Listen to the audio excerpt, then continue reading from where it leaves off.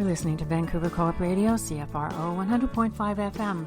We're coming to you from the unceded traditional territories of the Squamish, Musqueam, and Tsleil-Waututh nations around Vancouver, BC. I'm your host, Bernadine Fox, and this is the show that dares to change how we think about mental health. Welcome to Rethreading Madness. When I've never been further from knowing what the hell I'm gonna do. When I can't seem to find my way under or over or through. You're listening to Rethreading Madness on Vancouver Co-op Radio, CFRO 100.5 FM. I'm Bernadine Fox, and today I have a guest by the name of James Frizzel. He's a Canadian author and dental professional who has been speaking publicly about the warning signs of violence that often goes unnoticed, particularly injuries such as non-fatal strangulation and traumatic brain injury. In his book, Domestic Violence, Human Trafficking, A Canadian Perspective, he argues that better awareness among health professionals, legal systems, and frontline workers could significantly improve how victims are identified and protected. His work focuses on helping professionals recognize patterns of coercion and physical harm that may otherwise be missed, and on strengthening the systems that respond when someone is in danger. James joins us today to talk about the connections between domestic violence, trafficking, and mental health, and what communities and professionals need to understand if we want to prevent these forms of violence and support survivors more effectively. James, can you give us a rundown of your qualifications to bring this information to us? And welcome to the show, by the way. Thank you.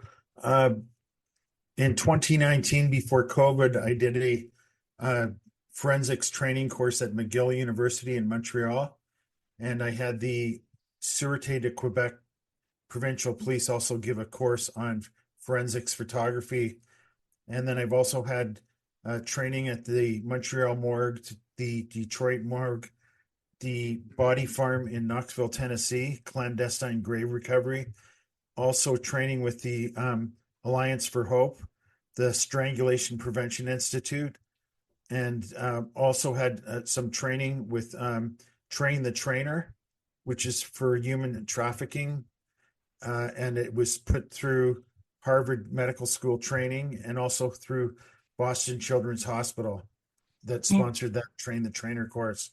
Thank you. And I'm always wanting to learn new material, and I'm always taking new courses all the time. I can't imagine. All that work is very intense work. And of course, your work around human trafficking now is sort of it kind of comes back into focus because of the whole Epstein files that we are being bombarded with, and rightly so, and that we need to know what's in those files. Your book links domestic violence and human trafficking as part of the same continuum of coercive control. And from a mental health perspective, what psychological patterns or dynamics tend to show up in both situations that professionals often miss? We're talking at 911 operators. We're talking paramedics that need to be trained to recognize that the signs and symptoms, the physiology of an injury that someone's sustained through a strangulation or through a concussion. And by recognizing that, they can do a more thorough exam at the ER at the hospital, which includes the nurses at the hospital. And unfortunately, in Canada and the United States, there's a shortage of forensic nurses. They're called SANE, SANE, sexual assault nurse examiners, shortage of them, and the medical doctors to be able to recognize what tests to do. And even when someone is coming in and they're with a non-fatal strangulation injury, sometimes it's an internal injury, even though there's no external injuries visible. There are internal injuries that can occur. For example, a carotid artery dissection, which is a tear in the carotid artery, which, if left unchecked, can result in a stroke, permanent neurological damage, and even death. I've also heard, and you can correct me if I'm wrong, because God knows I'm not an expert in this, but I've heard that women who are strangled in domestic violence situations, it's often one of the injuries that is often overlooked is a brain injury due to lack of oxygen for a certain period of time. Is that correct? Correct. And how can that play out in that person's life? Well, they're gonna have memory loss, and also when the police, if they're not trained, when they come to investigate this, if they're not trained in diagnosing it, they end up saying, "Oh, this person looks like they're on drugs, and it's an overdose on drugs." That's why they're disoriented. They don't know what day it is. They don't know what room they were in. They don't know what happened. And they just say, "Let's move on to the next call. This is just a druggie." Right. But in fact, this is a victim of domestic violence that's had a concussion or lack of oxygen through the carotid artery, and the what happens is it just blocks oxygen, as you said, to the brain, and can cause disorientation and memory loss. Mm-hmm. And then, of course, having the authorities treat you like you're just using drugs when in fact you've been harmed becomes a secondary injury to that individual as well. And part of it is it happens to all economic levels of society, but when it happens to a lower economic level, someone who's on disabled or on welfare, sometimes it seems like the police discriminate even more, and sometimes too it's from their lack of funding and also lack of training. Mm-hmm. How do you find that the racial component comes into this in terms of how professionals are responding to domestic violence or human trafficking? Well, in the United States, the majority of women that are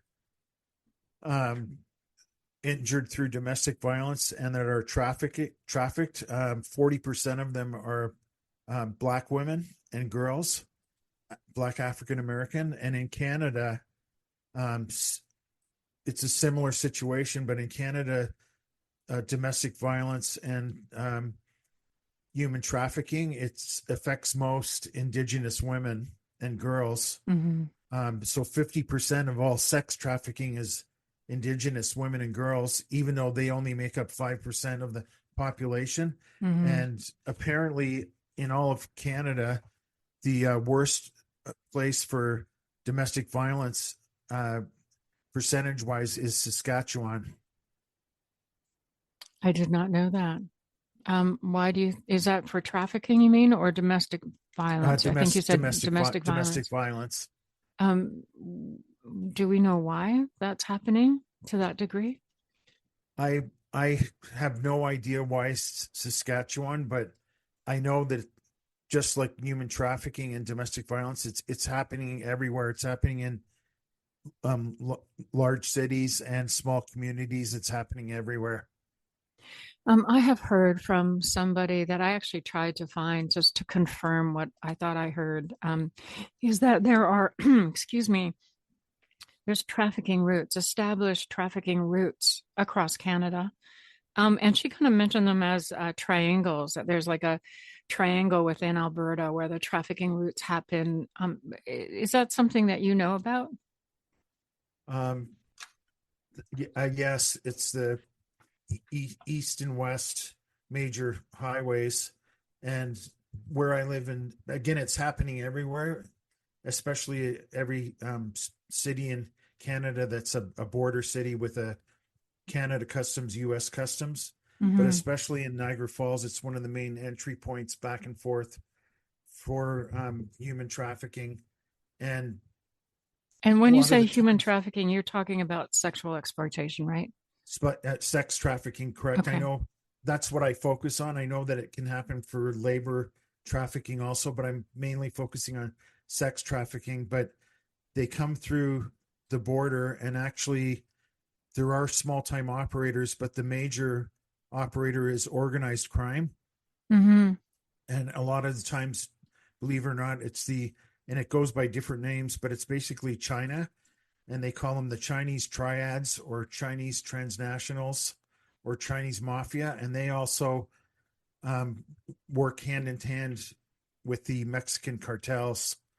So we're talking about the border of Mexico and USA, and then Canada and USA, where sex trafficking victims are transported. And also some of the Indigenous ladies and girls are kidnapped and taken on international tanker ships on the Great Lakes, and then taken down the Welland Canal, which is the St. Lawrence Seaway system, down in the St. Lawrence and across to Europe. So a lot of the missing Native women that are assumed that they might have been murdered or dead, a certain percentage of them are actually taken by international tanker ships and kidnapped to Europe for sex trafficking in Europe. Mm-hmm. We actually have people here down in what's called Crab Park, which is across the water from the cargo tanks come in and out. And they often talk about people screaming for help there. And I don't know whether or not anybody has investigated it, or whether they have confirmed, or whether they have saved anybody or found that it's not I don't know. I just know that they talk about it a lot. What about the kids? I mean, when we talk about human trafficking and certainly around sex trafficking, we usually think about the child that is abducted, just as you talked about, and who is being transported, right? So it's transportation, there's clothing, there's feeding them, there's housing them as they're being transported, wherever they're being transported. What about the child that's being trafficked, or by their family, by their parents, or which is one of the major percentages of people who are recruiters are in fact family, and these kids aren't trafficked in the same way. They're not sent off in some kind of transportation. They're not housed, they're not fed or clothed by their traffickers. They're simply accessed in certain parts of the country. Have you been learning about them as well? Yes. And then just overlapping with the theme of Epstein, there is a even for such young age, for like there's people that have a pedophilia tendencies that want younger, to put it bluntly, little boys and little girls. And it's just horrific that there's actually demand for them to be sex trafficked. And some of the ones that are not under their family's roof are actually not only sex trafficked, but for organ harvesting. Mm-hmm. Yeah, it's just what I wanted to get to was the kids that are under their family's roof, because that's a particular kind of harm that's happening to them. It's one thing to take a child, abduct them from a loving family, say, or even a bad family, and put them through something really bad, but they're separate from that family. There's always the hope that maybe they can go back home, or maybe they can get away and go back home or something. But when your family is the one that's orchestrating the trafficking, and you go back to them every night, and they are the ones that are in control of whether you eat or where you sleep and what you wear and all, and you have to perform during the day sort of as a normal child who isn't having that happen to them every once in a while, as a particular kind of harm that's happening to them, as opposed to the children who are simply abducted and taken away. And I don't want to say simply, because that's certainly the wrong. Well, you've actually made a valid point. And what's very interesting is the Strangulation Prevention Institute in San Francisco actually came out with a journal article January 2026, and they admitted that they'd neglected to address the issue of believe it or not, children that are sex trafficked and children in strangulation. Mm-hmm. Children as young as 10 years old that have been sex trafficked, and also by the perpetrator being non-fatal strangulation. Right. And then Sasha, what's the last name? I can't remember. One of the survivors from the Epstein files talks about his father taking him to places to be trafficked to other people. And I can't remember his last name. His last name is out there. Many survivors describe trying to tell professionals what is happening, but not being believed or understood. You've kind of touched on that. From your perspective, why do medical, legal, or social systems still struggle to recognize coercive violence when it is right in front of them? And I do want to say, just a sort of a caveat here, that we do live in a country that has finally put on the books coercive consent, which I haven't done a lot of study on yet, but it does seem to be a step in the right direction. Well, the Criminal Code of Canada even has on the books strangulation, so it's on the books, but there's a failure of all the systems. But what happens is there's some women that I've come across that shared their stories with me, and the one lady, the police pretty well said that unless you have it on the Niagara Falls Regional Police pretty well said, if you don't have it on videotape, we can't do anything. And we don't have the money to go over your electronics and go over your phone to prove that it's their threatening messages on your text messages are from your ex-husband. And so and a lot of the victims of sex trafficking, they're also criminalized by the perpetrator, and they're forced to be drug dealers, and they're forced to take drugs because to be able to tolerate sometimes servicing 10 to 15 men per day sexually. So the victims sometimes often seek help from a social worker. They don't go to the police because the police will actually, again, because they're not trained, will actually arrest them. But sometimes being arrested is actually a form of being rescued. So that's the situation that we're in today in 2026. Why do you suppose it is that the police aren't doing anything or aren't recognizing the violence? I thought that we were so far beyond that. I thought we dealt with that in the 90s. For example, in Ontario, the Waterloo Regional Police, I give them tremendous credit. They took all the training and did 300 arrests of strangulation in domestic violence cases. And what happens is the judicial system, the judge, without consulting the police, take the perpetrator and reduce it to minor assault, and they're let go. And so there's got to be a system where they all work together as a team. The law enforcement, the advocates, and the prosecutors and the judges should all form a team to work together and be more educated. So even when the police are educated, the judge, and quite often the judges are resistant and don't want to be, they refuse to be trained. Wow. We just need to take a little break, James, but folks, don't go away. We'll be right back.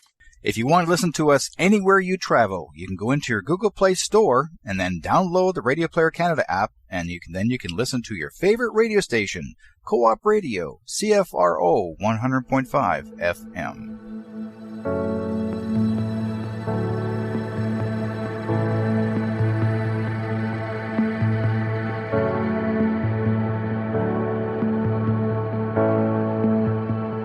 I know it's all you've got to just be strong. And it's a fight just to keep it together. I know you think that you are too far gone, but hope is never lost. Hope is never lost. Hold on, don't let go. Hey, hold on, don't let go. Just stay one step closer. One foot in front of the other. You'll get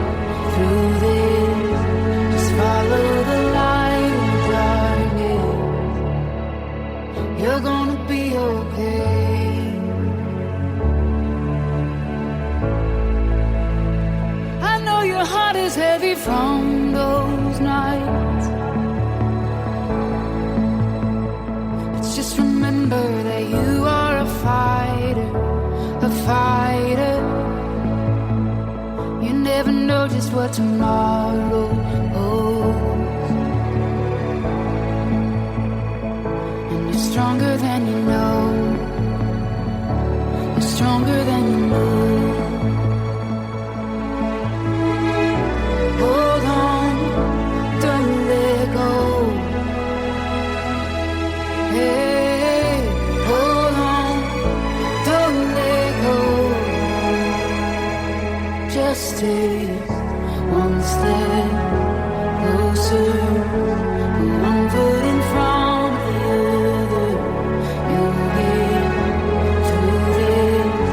Just follow the light in the darkness. One step closer, one foot in front of the other.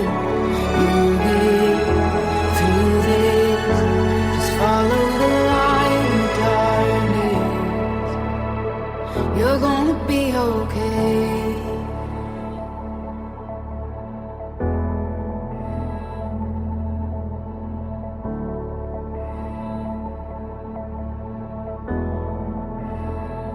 And when the night is closing, don't give up and don't give in. This won't last, it's not the end, it's not the end. You're gonna be okay.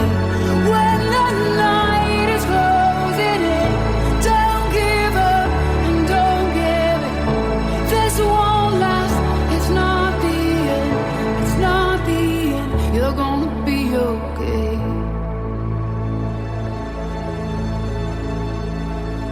You're listening to Rethreading Madness on Vancouver Co-op Radio, CFRO 100.5 FM. I'm Bernadine Fox, and I'm speaking with James Frizzel.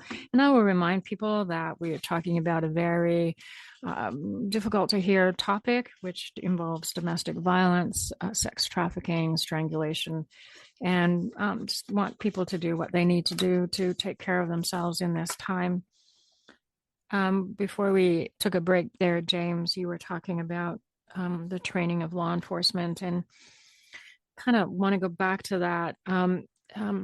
What does a truly trauma-informed response look like, from disclosure to court to perhaps conviction, hopefully conviction, for somebody who's come forward and disclosed, and what helps that person more than harms them? Like what is most helpful? I think you mentioned something about divert or divert. Did I say that right?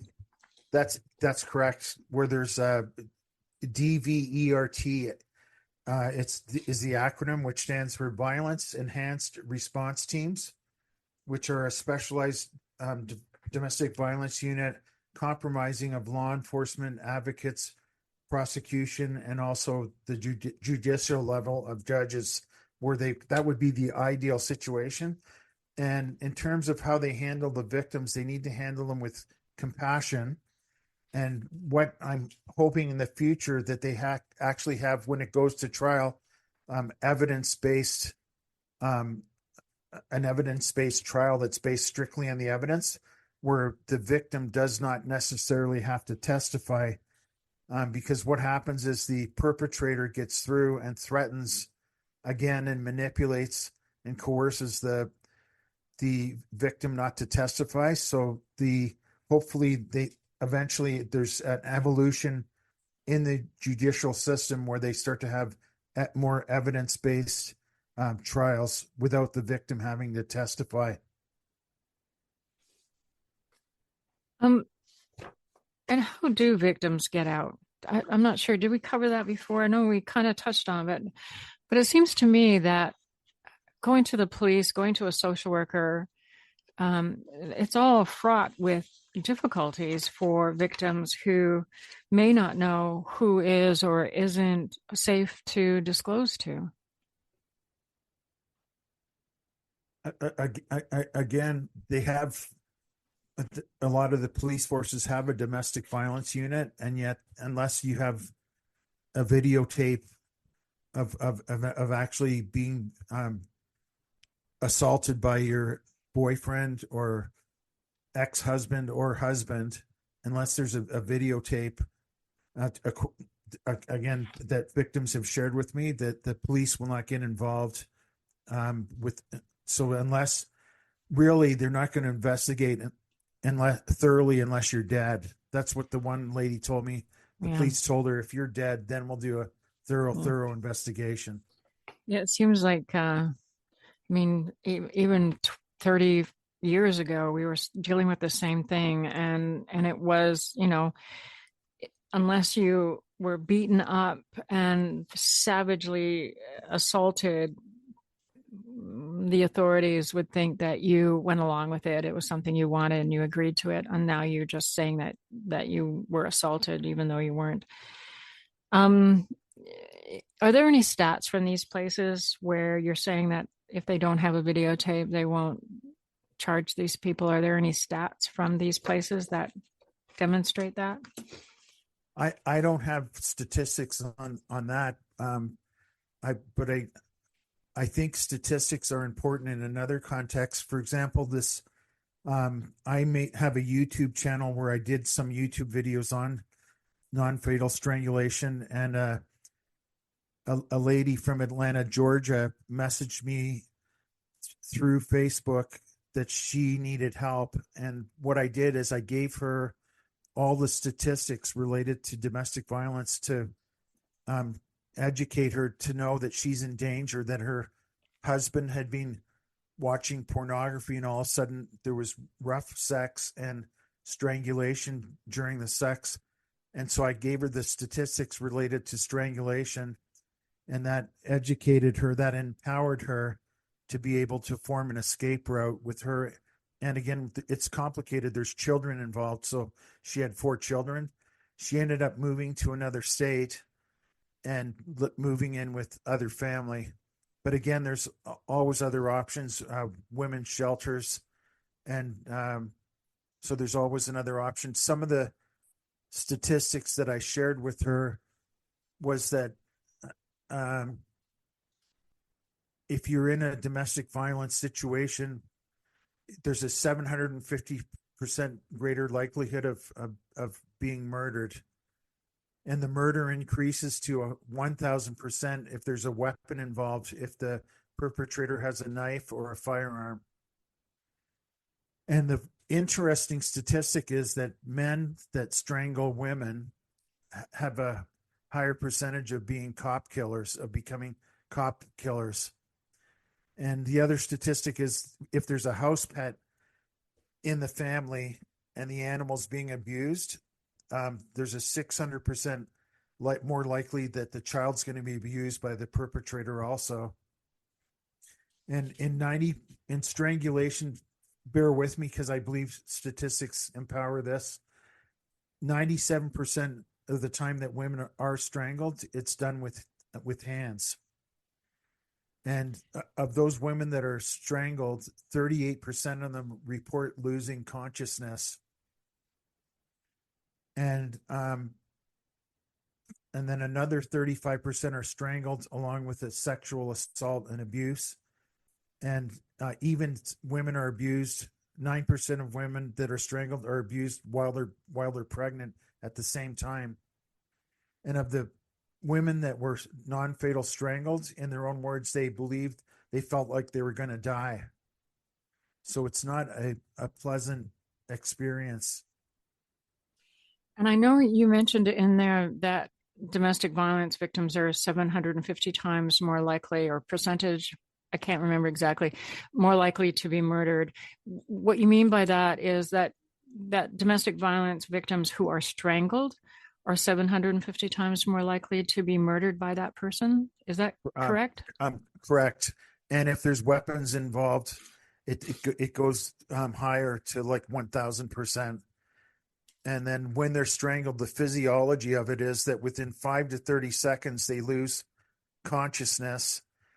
And I don't know the exact physiology, but after losing consciousness, sometimes the strangulation and the lack of blood flow to the brain center that regulates urination and defecation.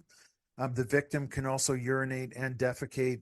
And then within 4 to 6 minutes of nonstop strangulation, it can result in brain death.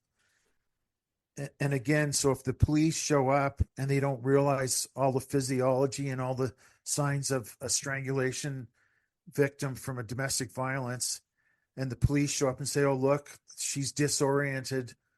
Oh, look, she's urinated herself. She's defecated herself. And they jump to conclusions and say, again, repeating myself, they'll say, oh, this person's just a drug addict. Let's move on to the next call. And this is where, of course, they do a tremendous misdiagnosis on the part of the police, misdiagnosing the signs and symptoms. There's another way that we know that police officers are not handling certain situations well, and that is, of course, with people who have mental health challenges or are neurodiverse, and they just are not equipped. And on one level, I want to feel some compassion for that, to be in that position of trying to make decisions while not equipped. But at the other point of it, you're talking that the training is out there. It's not that they should be on the job not equipped, because the training does exist. Yes? Correct. Like, for example, in Ontario, a year and a half ago, in Ontario, the NDP, which is the Loyal Opposition Party, suggested that they declare an epidemic of domestic violence in Ontario. And the Premier of Ontario agreed, and they all voted on it, and they passed legislation to say, declaring that it's a state of emergency for domestic violence in Ontario. And all the politicians did kudos to each other, and they slapped each other on the back. But to actually institute something, and by the way, it's not an epidemic, and I forgive them, they didn't know, it's an endemic, because an epidemic implies there's a beginning and end.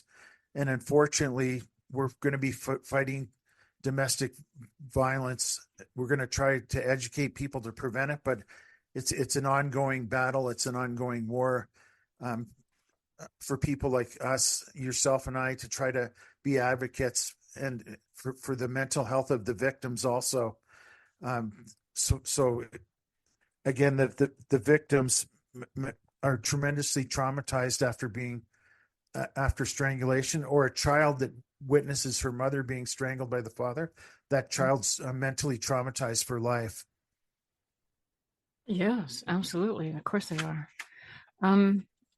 We just need to take a little break here, folks, but we'll be right back with James to talk a little bit more about domestic violence and human trafficking. Hi, folks. This is Steve Ferguson, your 21st century schizoid man, and I'm coming to you on behalf of Prog Rock Alley. We are hitting up your airwaves every Tuesday night at 7 o'clock p.m., running that whole hour, bringing you the very best of progressive rock. That includes art rock, math rock, experimental, alternative, a little bit of everything, and sometimes I just sneak in a favorite song of mine just for the hell of it, because I can. Every Tuesday night at 7 p.m., if you want it, I got it, just name it, I'll play it. That's Prog Rock Alley on CFRO 100.5 FM.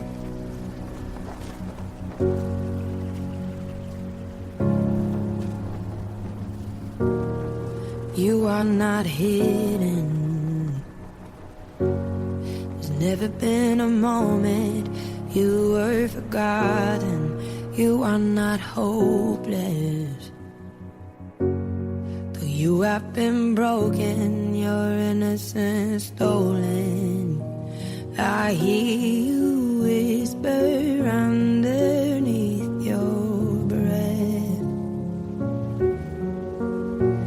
I hear your SOS, your SOS. I will send out an army to find you in the middle of the darkest night. It's true, I will rescue you. There is no distance that cannot be covered over and over. You're not defenseless. I'll be your shelter, I'll be your armor. hear you whisper underneath your breath. I hear your SOS, your SOS.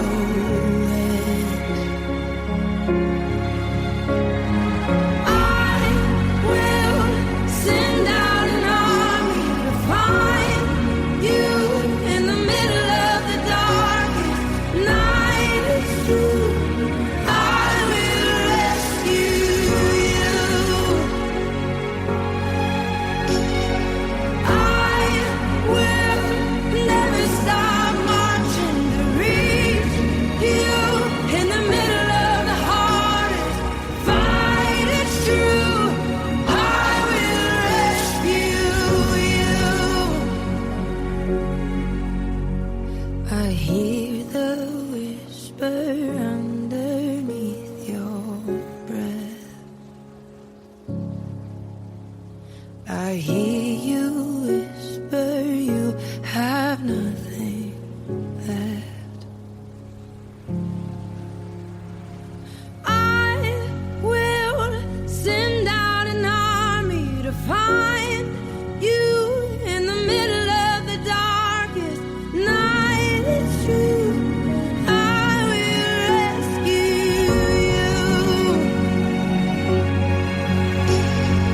I will never stop marching to reach you in the middle of the hardest fight. It's true. I will rescue you.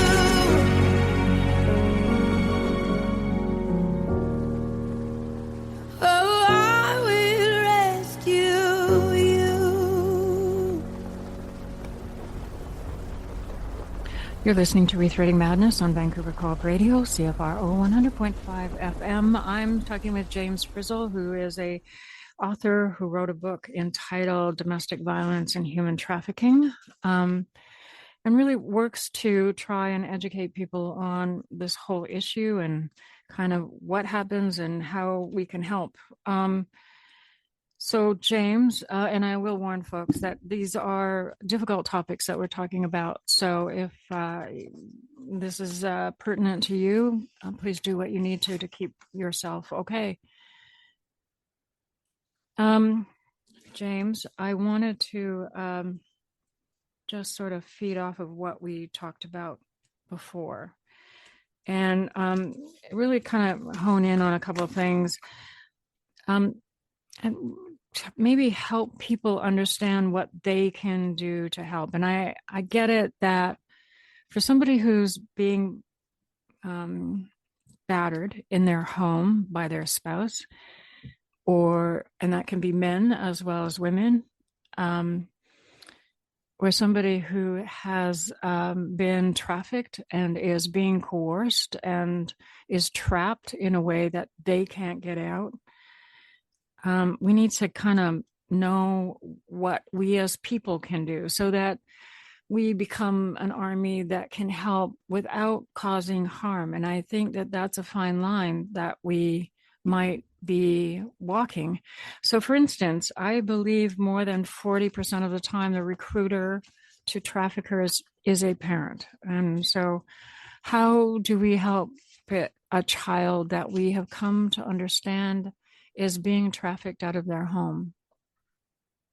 Well, I don't have the exact statistics, but I know that the most often it's detected by school teachers. Mm-hmm. And thankfully, school teachers actually take action and they intervene in most cases. Whereas if it's your next door neighbor, we need to educate the public so that the next door neighbor will actually take a step of faith and get involved and report it to the police, what they have, that they have suspicion of what's happening next door at their neighbor's house, and report what they've observed or what the neighbor has shared with the neighbor, and take that step of faith and get involved, and not just to say, I don't want to get involved. I don't want to endanger myself, but there's no danger you're actually going to be saving lives of children and saving lives of men or women that are being battered. Okay, so I'm going to take you back to the comments that you were making about police officers not recognizing the signs, not, having a domestic violence survivor in front of them and telling them that unless they have a videotape, they're not going to do anything. What's to stop them from not doing anything? And so I'm threading a needle here in that just calling the police is an easy answer. Out here in the West Coast, we tell people if you are dealing with somebody who is an Indigenous person who is having some kind of mental health challenge, do not call the police. Do not do anything else but call the police, because the police so often come along and don't help, cause more damage. And in so many cases that we know across Canada, people have ended up dead because the RCMP came to a wellness check. So it's an easy answer to say, call the police. I'm not sure it's the right answer. Is there any other options for people? There's quite often to call a social worker, and the social workers seem to be sometimes more helpful than the police. If I might comment about the police also, that if you went back to ground zero to the police training colleges and who they hire as candidates, that maybe they would want to hire people that has a higher educational background, that have had university training in sociology, university training in psychology. In Ontario, Doug Ford lowered the standards, the Premier of Ontario, where they actually will take candidates straight out of high school. And so I think even the foundational training goes right back to the training colleges. That needs to be trained. Part of the domestic violence training, child abuse recognition and reporting training, human trafficking recognition training should start even at ground zero, back at the training colleges. And again, there are police forces out there that are trained, but not very many. And again, they do the right thing, and then the judge reduces it to minor assault and lets them go. And not to get into politics, but in Canada, there's a shortage of prisons. So quite often these people are let go on probation. So then we have a victim, say a child, who disclosed to a social worker, and their perpetrator is back out on the street, and maybe back out on the street in their home or have access to them, and they're at more risk. Yes? Correct. And then also, as you know, the acronym CAC, Child Advocacy Centers. And so those are their specialty, as you are aware of, is they specialize in interviewing children. Mm-hmm. And so, but they can't diagnose medically any bruising or strangulation or any physical or sexual assault to the child. They only specialize in interviewing them. But there must be medical people that would then follow up with I would be hopeful that they would then refer them for medical help. Okay, so we have a child going to a social worker, coming out of their home, going to a social worker. I suppose one would assume that if they're believed, they are moved out of that home. Okay, so let's sort of move ahead to the teenager who's being trafficked. And so you are somebody who, you don't really even know that teenager. You're seeing something where you're recognizing the signs of trafficking, but you don't know that person. They're on the subway, they're getting out of a taxi, they're in a hotel. What do you do? Again, if they're traumatized and they're 18 and under, you can call the police without their consent. Whereas if it's an adult going to a healthcare professional, they still want to you want to gain their trust. You want to be compassionate with them. you want to show them kindness and let them know that you're there to help them, but the adult has to ask for help if they're above age 18. But what about coerced consent? We now know that coerced consent is not, it's against the law, and that would be true whether or not you're a child. So, so again, back to, say, a hotel, and you recognize that a young adult is coming in and that they're being trafficked. Yeah, who do you call? What do you say? I mean, you can't intervene. You could end up being very physically harmed yourself and not provide any help to that person. Like some of the hotels are being trained to recognize it, but now they have a keyless check-in where you can check in through your phone, and they send a key to your phone that you can flash your cell phone against the hotel room. So a lot of times they're not even checking in at the front desk, but a way that they can find out if their housekeeping is being repeatedly called for fresh blankets and fresh towels all day long. And then if they have video surveillance in all the hallways, seeing that there's children going in and out, and that there's repeated requests for linens and towels, then it's a big red flag that something is not kosher, something that possibly suspicion that something terrible is happening in that hotel room. And do they call the police, or is there a task force, or what do they do? A lot of the hotels have been trained to report it, and then some other hotel chains are resistant to being trained. Myself and another human trafficking advocate approached the hotels, and they refuse to accept training. And if not necessarily by us, we could tell them another organization that does that training, and they refused. And then some of the hotels have went the extra mile where they put up posters on the walls of the lobby about how to recognize trafficking victims. That might just mean that the trafficking doesn't happen in their hotel. So they're just simply distancing themselves from anybody using their hotel in that way. We do have task force, I believe, in Canada that do investigate trafficking. I know that I haven't looked at the stats, and maybe I'll get the stats by the time this program is finished, on how many human traffickers have been caught and arrested or taken down, at least, and how many children have been saved. Do you have those stats? I apologize, I don't have those exact statistics. That's okay. I'll get them. But I know that it has been an ongoing thing for several years now, that human trafficking in Canada has been being examined, looked at, investigated, and taken down. The networks are being taken down. So I would imagine that even though the regular Joe average police officer on a desk taking a phone call might not know, are they required to pass information on to a trafficking task force?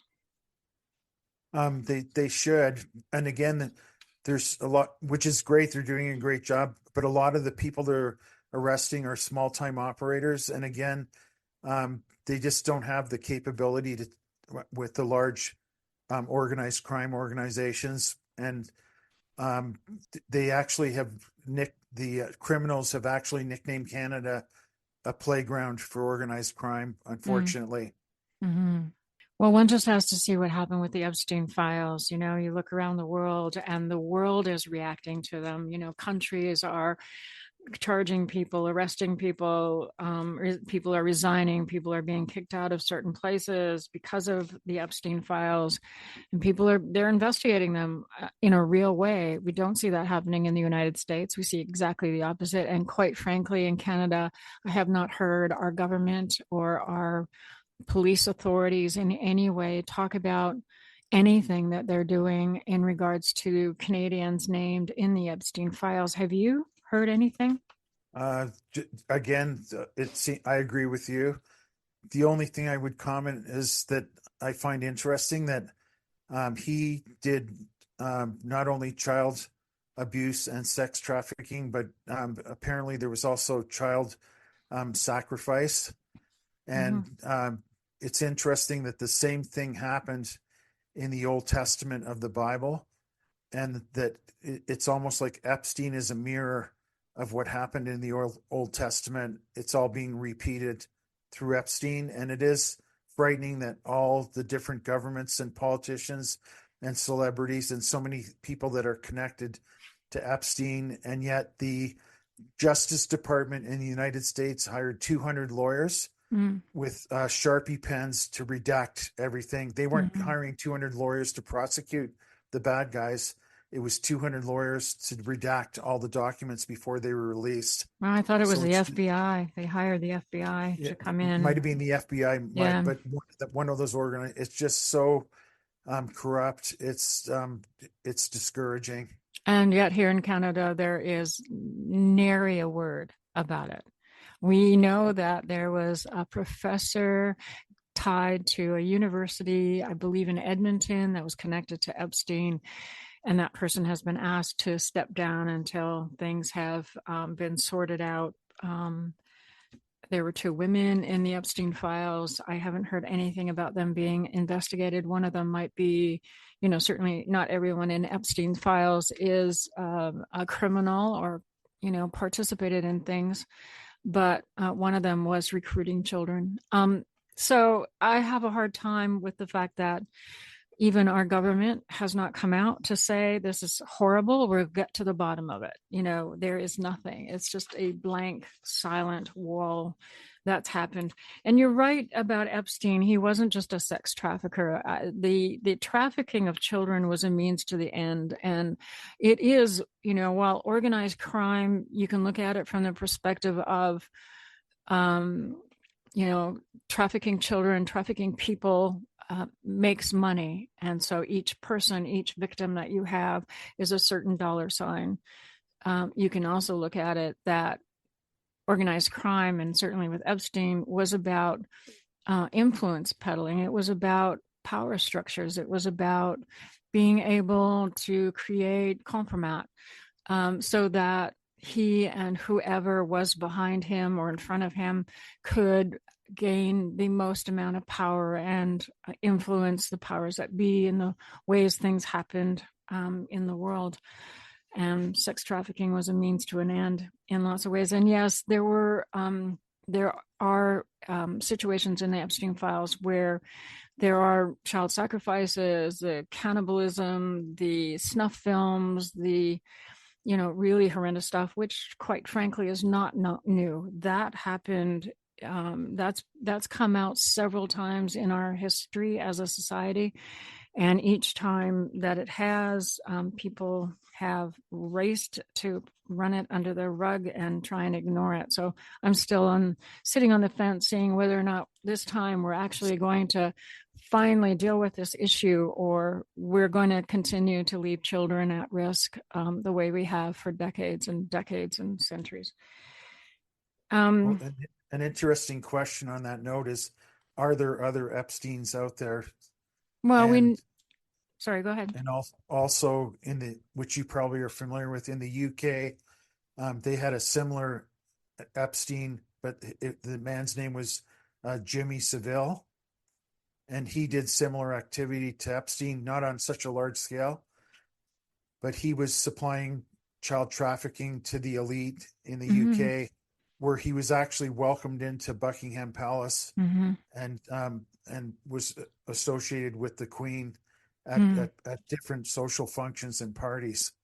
So I want to be clear that when somebody is an influence peddler, somebody who is trying to gain control and power within society, they are going to make sure that they are in the company of other people with a lot of power. And whether or not they get compromat on those people is one thing. The fact that they're in the company of those people does not mean that those people are guilty of anything, quite frankly, until we know that they are. Because somebody who's an influence peddler can use somebody who's got a position of power without having compromat on them. So without them even knowing that it's, who they're dealing with on that level. So there are people that have come forward that said, yes, I'm in the Epstein file, but I'm not a part of that. I didn't know about that. And this is what he was trying to do. And yada, yada. So it's a complicated thing, and it's not black and white, and it's very messy, but it's been going on. Epstein is not alone. Every human trafficking ring we take down demonstrates he's not alone. Every cartel in Mexico demonstrates he's not alone. So he just had his own specific brand, and we now have enough evidence in front of us as civilians to get a really good sense of what the hell that looks like. Excuse my language.